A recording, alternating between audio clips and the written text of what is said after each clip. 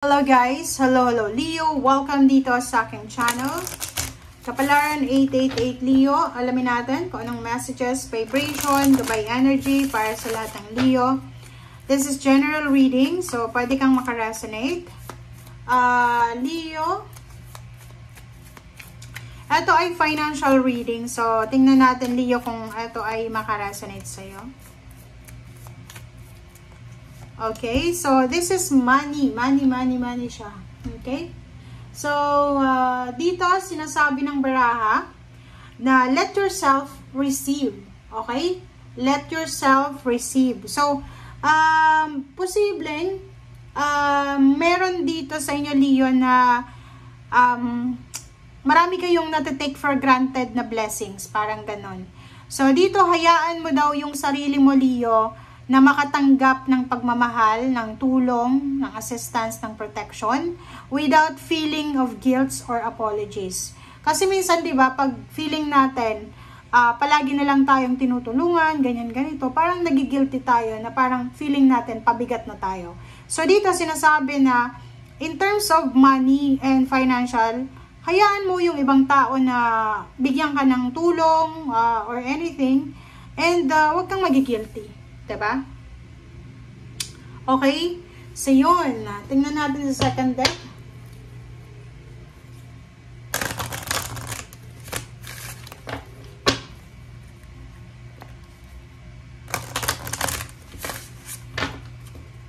Okay.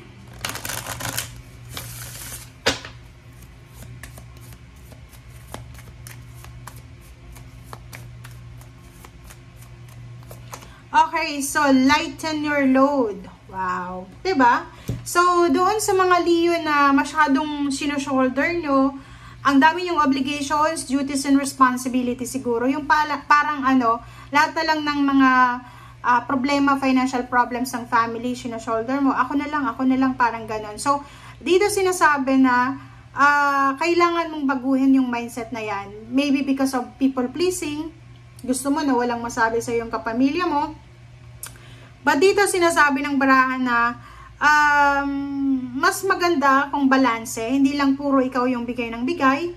Kailangan tumanggap ka din ng mga tulong or mga blessings or tumanggap ka din ng mga regalo or yun, assistance, protection para mas mabawasan yung mga dinadala mo. Okay?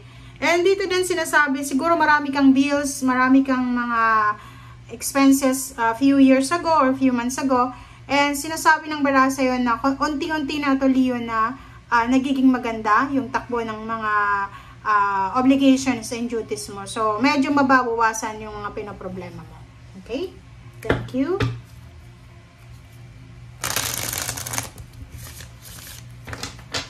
Okay, tingnan natin. Okay, Leo.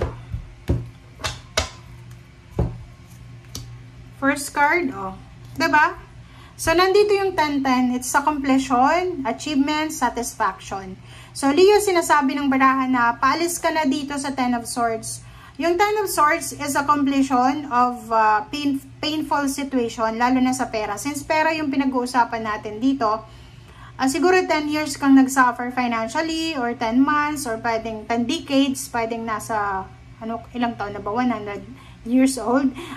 Dito sinasabi ng baraha, maybe generational curses, generational poverty, parang ganon. So, sinasabi ng baraha na yung financial problems na pinapasan mo ay posibleng matapos na. Okay? Posibleng matapos na yung financial na pinapasan mo, financial problems, and papasok ka na sa 10 of Wheels. So, sinasabi ng baraha na financially, maraming posibleng darating sa'yo, payments, payouts, bonuses, lump sum of money, inheritance, higher position, higher salary. Yung 10 of Wheels is pwedeng nag-aantay ka ng clarity, ng posibleng tawag, confirmation, or pwedeng job offer, diba? Signing of contract. So, dito na, sinasabi ng baraha na paalis ka na sa financial poverty, papunta ka na sa financial wealth, financial abundance and prosperity. Okay. Kaso lang, okay, be careful. Be careful.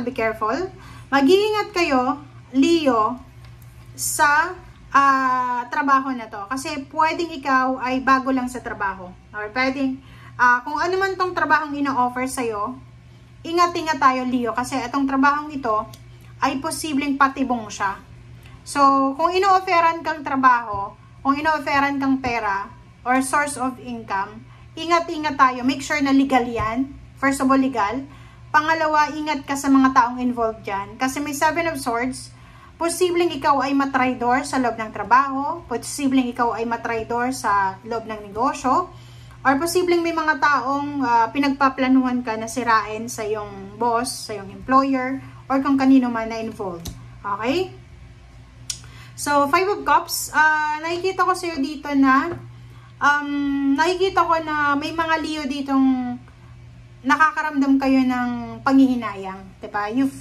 You parang anong tawag dito, pinanghihinayangan mo yung decision making mo dati. Parang ganon. Parang nanghihinayang ka sa ginawa mo dati. Okay, Page of Cups. 0 the Fool. So, nakikita ko sa'yo dito, Leo, ang ganda na ito. 0 the Fool, tsaka Page of Cups, sinasabi na incoming siya. Hindi pa to sa ngayon na. May paparating sa'yo na financial offer, maybe from water sign, Pisces, Scorpion, Cancer. And yung financial offer na to ay bibigyan ka ng pagkakataon para makapagsimula ng bagong buhay, pwedeng bagong negosyo, bagong trabaho, bagong source of income, or bagong lugar, parang ganun, bagong lugar or bagong, kung ano man to na pwedeng magdala ng financial freedom. Okay, 7 of Wheels and Knight of Cups. So, yun, dito sinasabi ng baraha na if you're waiting for promotion, waiting ka ng contract signing, waiting ka ng tawag ng iyong company, sinasabi ng baraha dito na isang tao ang pwedeng makatulong sa'yo. Pwedeng mag-offer siya sa'yo ng financial help while waiting ka doon sa hinihintay mo. Pwedeng nag-aantay ka ng, ng promosyon, tapos, or pwedeng nag-aantay ka ng sweldo mo. Dito may mag-offer muna sa'yo, pwedeng pautangin ka, or pwede ka munang, siya muna yung sasagot ng mga expenses mo. Okay, next cards. Okay, last 2 cards tayo, Hierophant and Temperance. So, yun, partnership, collaboration, if may ibang Leo dito na masyadong atat na atat sila, yung eagerness na makapagbukas ng business, eagerness na gusto ko nang makapasok dyan sa company na yan, or kung ano pa man, konting pasensya ang kailangan mo. Okay? Magpasensya tayo. Kailangan natin ng pasensya, kailangan natin ng maghintay, magpasensya, huwag magpadalos-dalos, huwag kang gagawa ng desisyon na pwede mong pagsisihan sa bandang uli. Okay? So, thank you guys for watching. Bye!